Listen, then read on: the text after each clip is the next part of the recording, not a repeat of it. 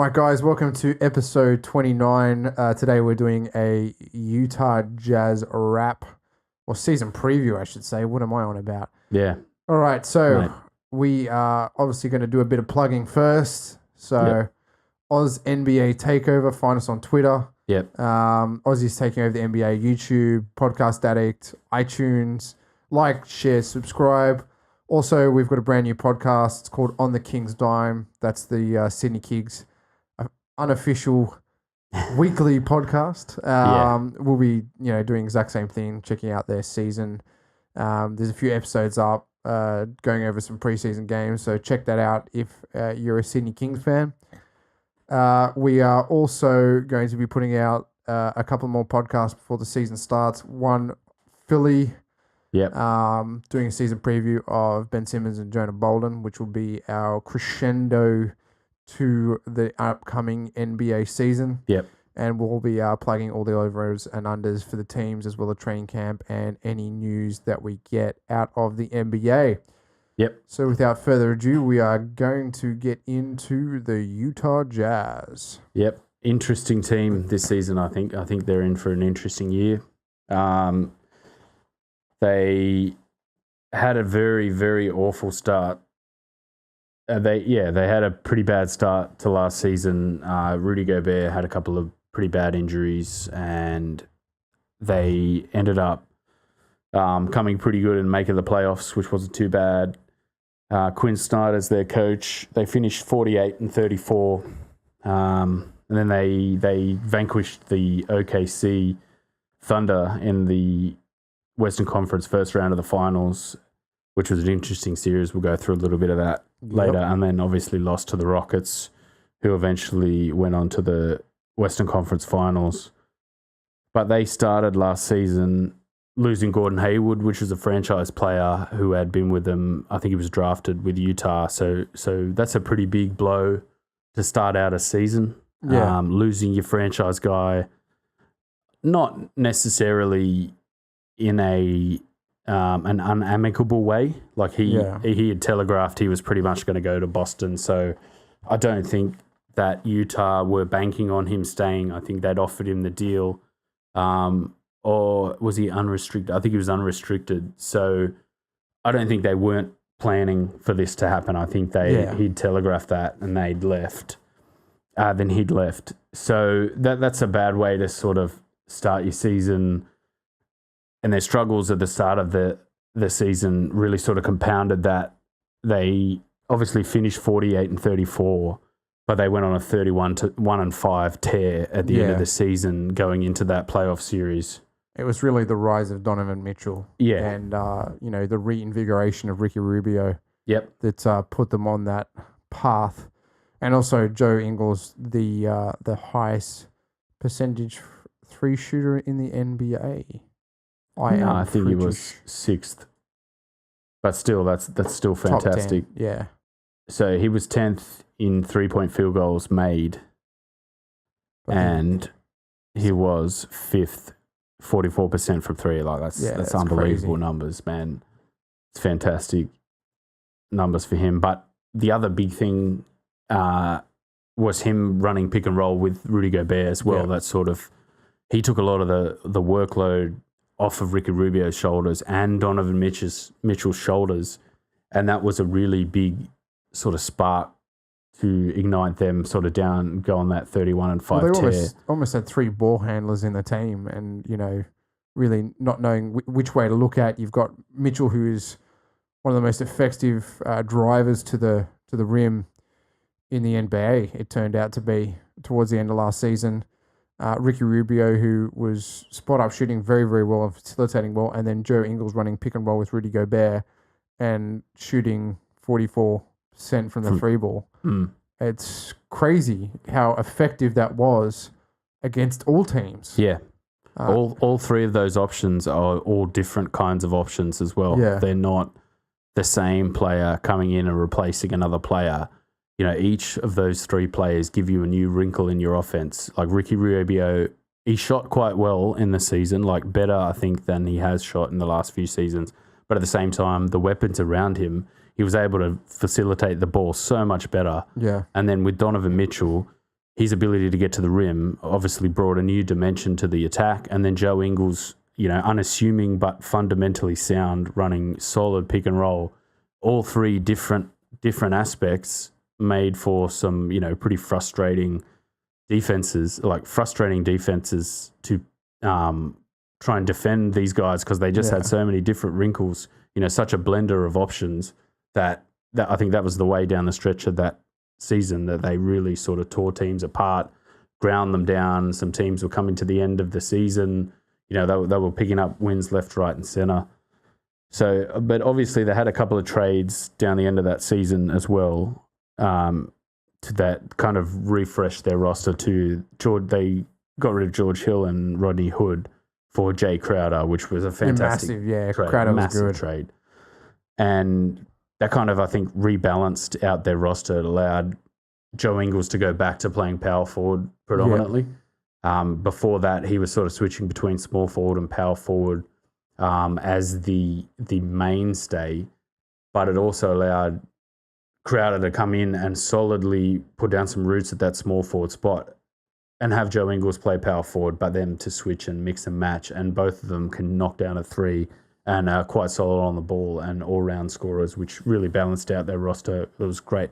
Fantastic trade for them. Yeah. Very, very good trade. So Cleveland. Yes, Cleveland. What the fuck are they doing?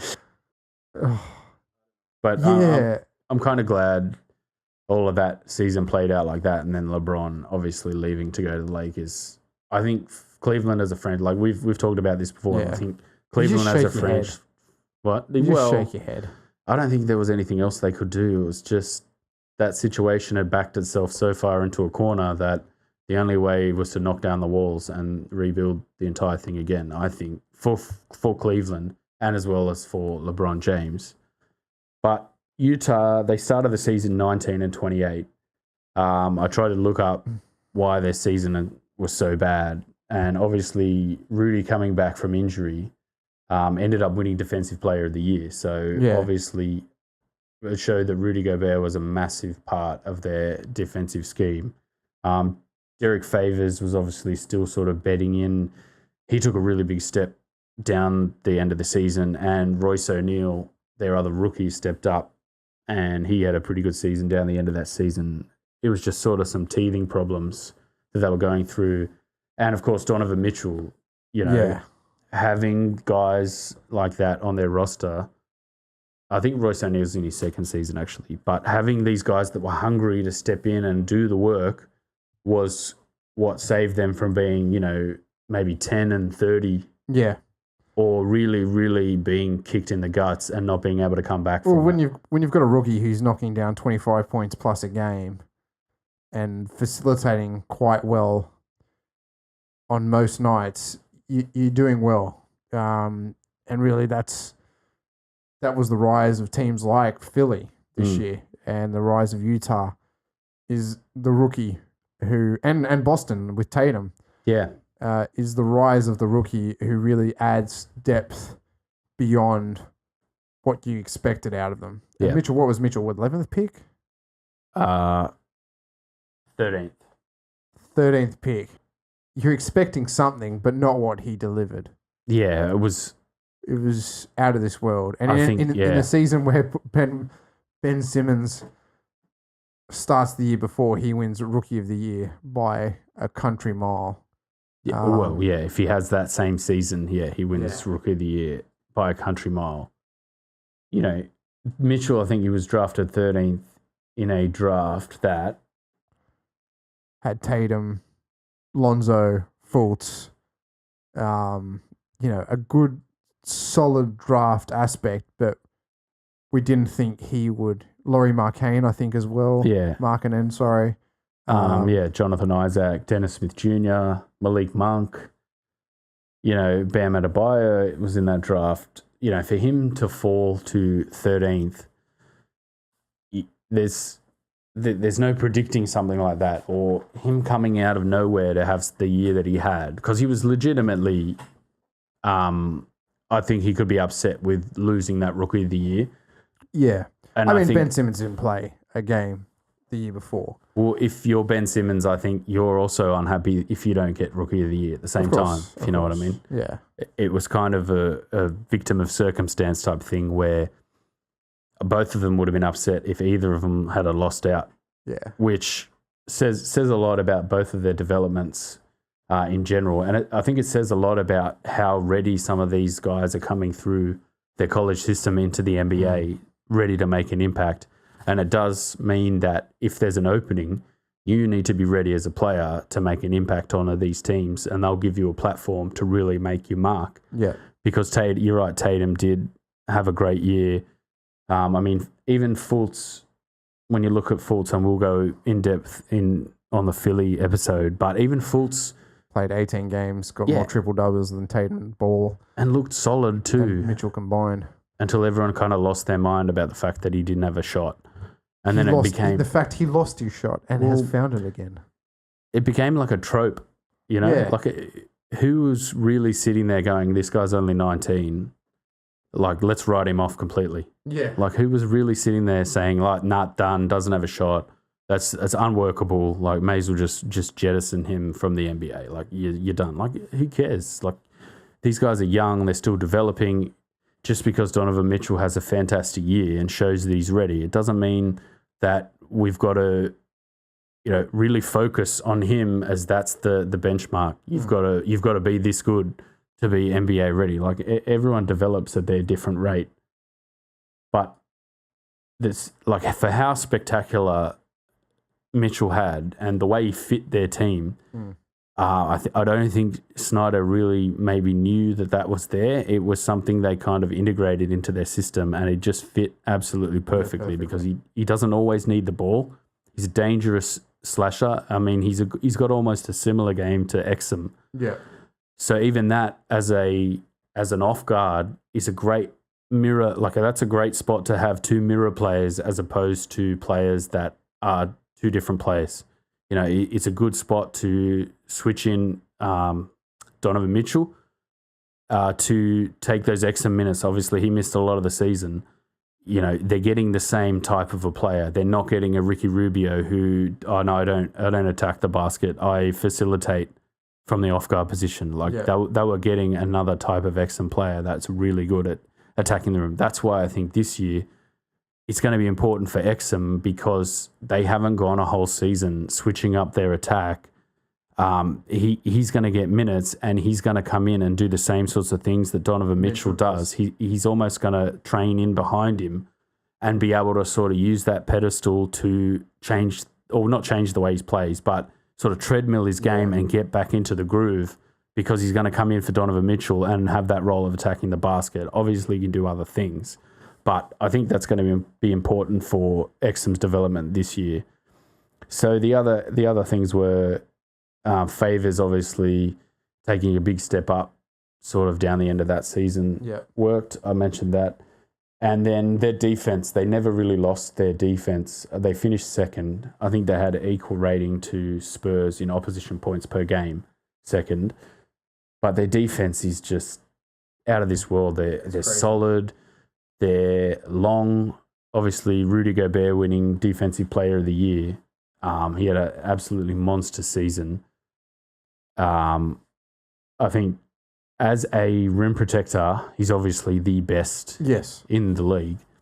Best at altering shots. I think he has one of the highest individually I've blocked certain players. Like, I think he has the most different players, or he's one of the highest, most different players blocked in the league. I think there's only about 5 or 6 players that he hasn't blocked, which is an interesting stat. Yeah. Like, I was listening to a podcast with him and he was talking about it.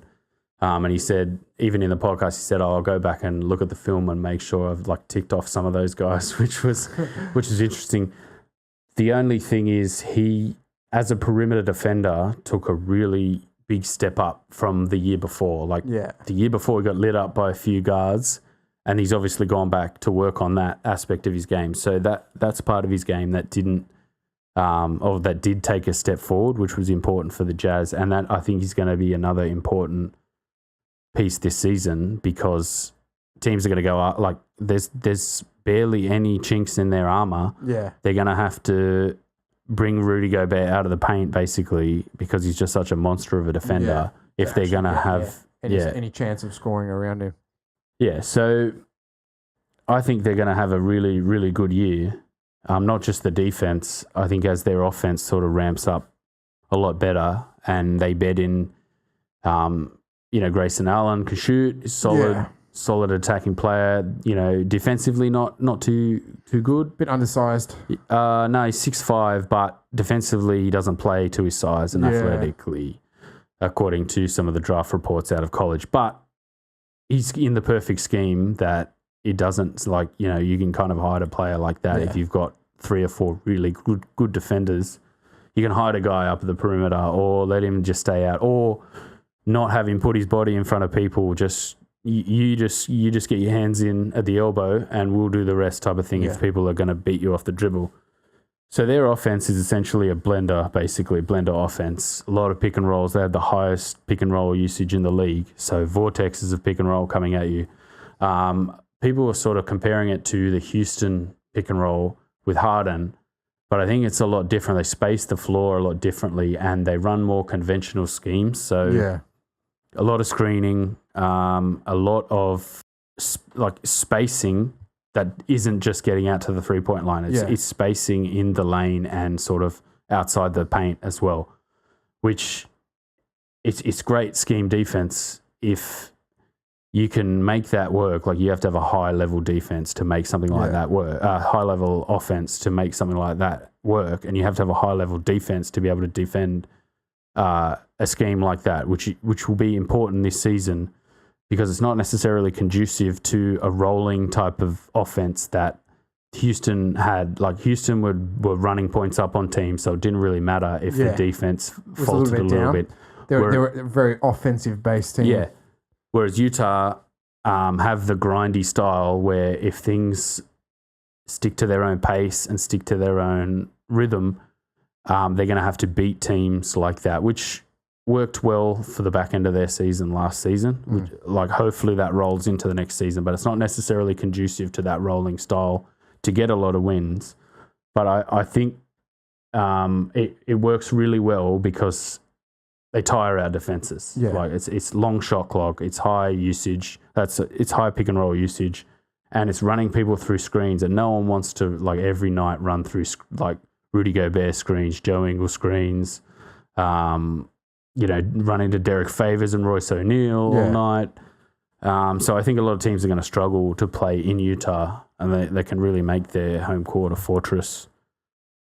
So onto their moves that they made. They didn't really make many moves. They've done, I read that on Sports Bleacher Report, I think it was, they've done something they haven't done in 10 years, which is keep a 90% roster continuity from one year to the next. Okay.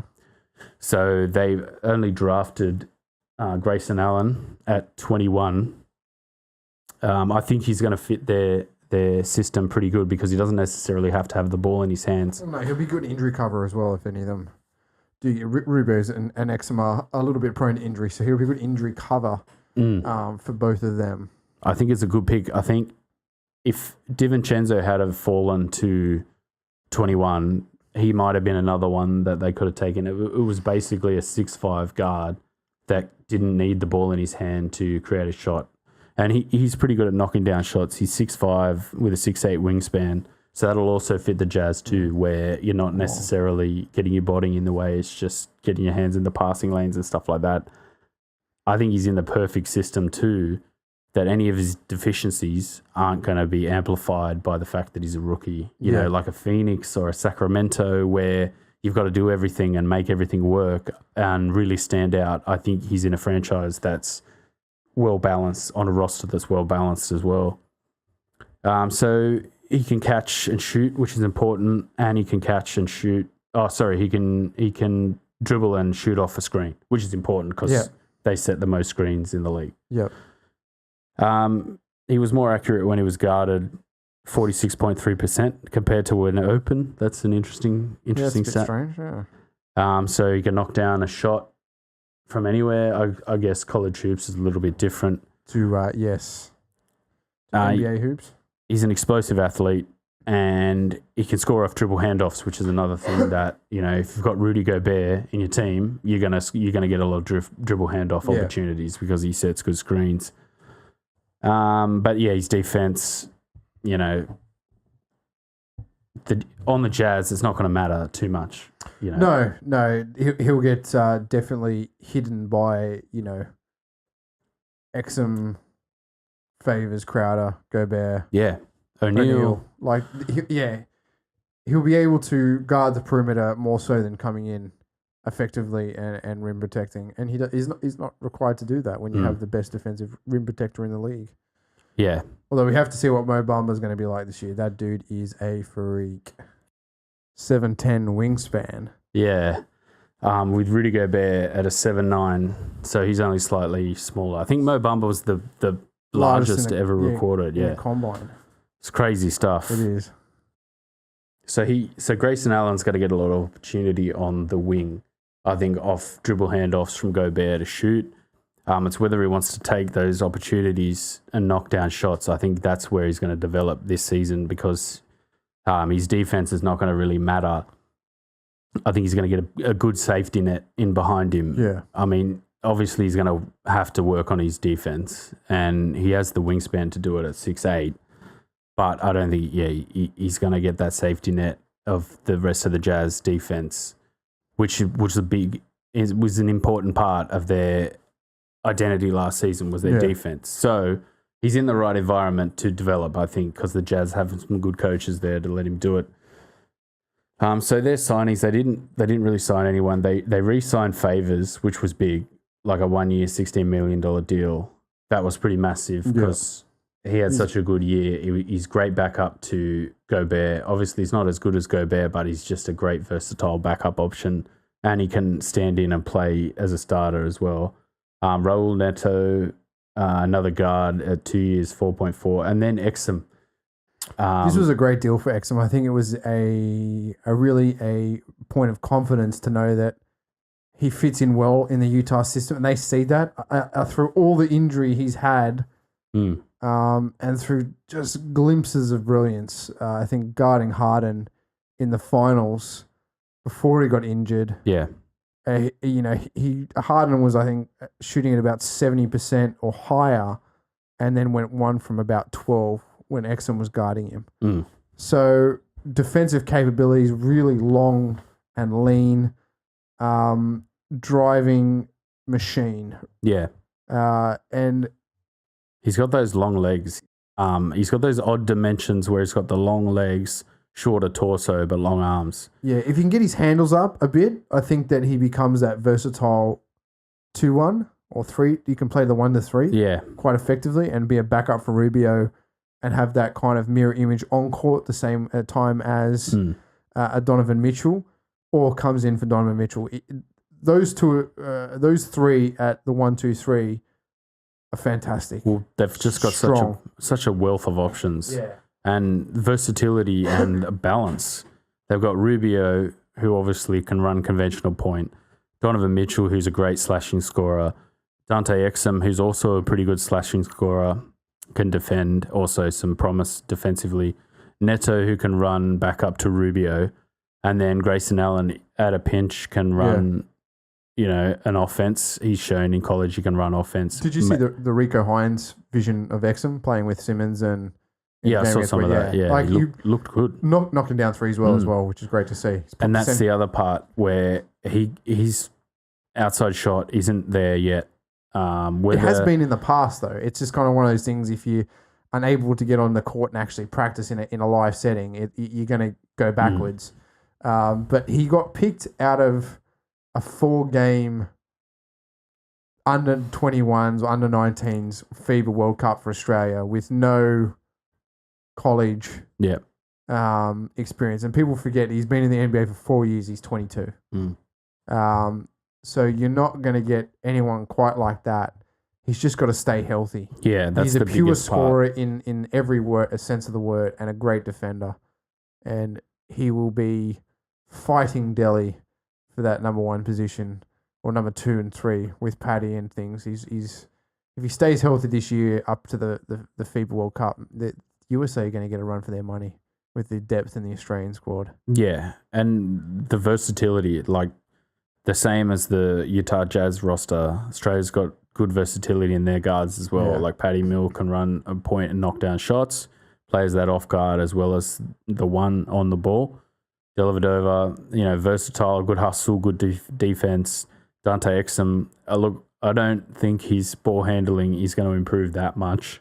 To be honest, I don't think he has the dimensions to really run a point properly. Like he doesn't have, like he's too long and his legs are too long to be a solid dribbler, like a very good solid attacking dribbler. But that doesn't mean you write him off completely. No. I think he will develop, and having all of those other guys step up, like Rubio, Neto can step in and handle the ball. Donovan Mitchell can handle the ball. Allen can handle the ball. It means that they don't have to rely on one guy and their strengths and weaknesses to build the rest of their roster around. Yeah. Like they've just so many different wrinkles in that roster that it doesn't matter if Exum can't knock down that corner three, because Grayson Allen can step out there and knock down that corner three. Even Rubio's improved his shooting. Yeah. Even in the playoffs, he improved his shooting. You obviously don't want him taking 12 shots a game. You want him taking 6, and most of them at the rim. Yeah. But as well as Exum, as long as he's getting to the rim and finishing, that's his bread and butter. I think that's where the game is really going to develop, and that's where we're really going to use him in that Australian team, is to be that slashing scorer who doesn't necessarily have to use the ball. Like that's important that he can use it. Like, I mean, I don't think he's ever going to be an elite sort of playmaking point guard, but he doesn't need to be. He just needs to be at a serviceable level enough so that all the other guys around him can just supply him. Yes, and he can score. support him. And if he does develop that shot, respecting him at the 3-point line will also open up more opportunities for him to get to the rim. Pump fake, put the ball on the floor and get to the rim. And he's a great finisher. He's dangerous. He's long. He's almost got the same swagger as Donovan Mitchell, and also has the same ability to finish. Like, I think he can grow that part of his game to really mirror the way Mitchell attacks the rim like that. Yeah. So it gives, obviously, the Jazz another wrinkle in their system. Yeah. They've just got such a well-balanced roster. And then, obviously, getting to Joe Ingles. Jingling Joe. Best year, career year. Fantastic. And great to watch, too. Oh, that playoff with Paul George, he was just getting in George's face. That was fantastic. It was great. And that's the Aussie. Like, Aussies love getting into a scrap. And even if in an unaggressive way, the Aussies never back down from a fight is probably a better way to word that. Like, no, I've never seen an Aussie wilt under pressure where, a superstar like that in the NBA is, needs to be shut down. Oh, he was the perfect guy to do it. He got in his face, got up in his grill, made sure that even those little plays around the side out and stuff, getting in his face, like, it really put Paul George's game. Yeah. And it was an important aspect of them winning that series, was making sure that Paul George didn't have a good game, didn't have a good series, because apart from Westbrook shooting an insane amount of shots, Carmelo just relentlessly being attacked on defense the entire time, to the point where they couldn't even put him on the floor towards the end of that series. It just shows how versatile that team is. And even Ingles, it shows how versatile he is. He had such a good season, and maybe fitness-wise, he's on a great run of health. I think he's one of the highest run of games where he hasn't missed a game. Okay. In the league. So his fitness is... He doesn't play that explosive style of game that it's going to get you injured, though. He's not jumping around the rim. He's not getting taken out by other guys. He's a facilitative pick-and-roll player who shoots down the threes from pretty much anywhere. Smooth, good rhythm, rhythm and flow type player. Like, he's not devastating. He's not quick. He's not athletically unguardable. He's just such a solid player. And his ability to get to the rim, his assist increased to 4.1 this season. I think alone on playing pick and roll with Rudy Yeah. Gobert. A lot of those would have been sort of in the lane. And I think facilitating offense in the absence of Ricky Rubio when Rubio was injured as well has really lifted that up. And he's just such a good locker room guy as well. Yeah. That's such an important aspect of being able to He's a real fit. club guy. Yeah. Franchise guy, I should say. And they all seem to love him as well. Yeah. And that's such a valuable aspect to have in a franchise who's going to make it somewhere, because you can't have all these guys clashing. No. It's the reason Westbrook is slapping phones out of, guys' hands at the end of games and isn't just walking down the tunnel. That's why he hasn't won anything. Is like, you need guys to accept how good they are and at the same time help on the court with no questions asked. And I think he did that last season. He was fantastic.